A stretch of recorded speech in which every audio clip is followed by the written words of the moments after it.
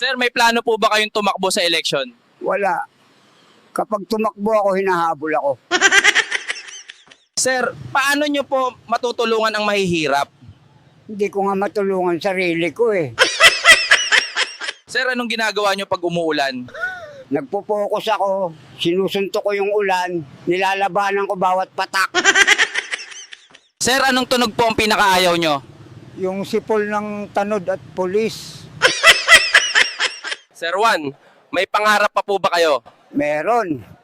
Makasabit sa jeep nang hindi nahuhulog. Sir, may pakialam po ba kayo sa kalikasan? Oo, pag may pulis, doon ako nagtatago sa puno. Sir, bakit po kayo laging mulat? Baka kasi magbago ang Pilipinas kapag pumikit ako. Sir, anong pinagkaiba nyo sa ibang tambay? Ako lang may imaginary na kausap araw-araw. Sir, bakit po laging baso lang dala nyo?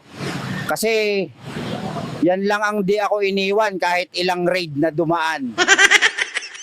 Sir, bakit po sa tingin nyo nalululong sa droga ang kabataan? Eh kasi mahal ang tuition, mura ang solvent. Sir, kung may masasampal po kayong politiko, sino at bakit? Lahat para patas. Ayoko nang pinipili baka magselos yung iba. Sir, anong tingin nyo po sa estado ng kalusugan ngayon? Sakit mo, ikaw gagamot. Tapos pag di ka gumaling, ikaw pa rin may kasalanan. Sir, anong masasabi nyo po sa mga OFW? Saludo ako sa kanila. Kami, nagsasakripisyo sa inuman. Sila para sa pamilya.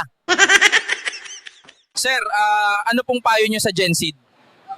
Huwag niyo akong gayahin. Ako na yung warning label. Sir, paano po kayo napasok sa bisyo? Na-curious lang ako. Tapos, di na ako nakalabas sa curiosity. Sir, kailan po kayo huling umiyak? Nung natapon yung gin ko.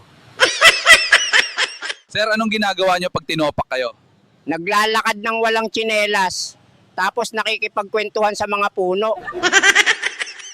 Sir, anong talent nyo po?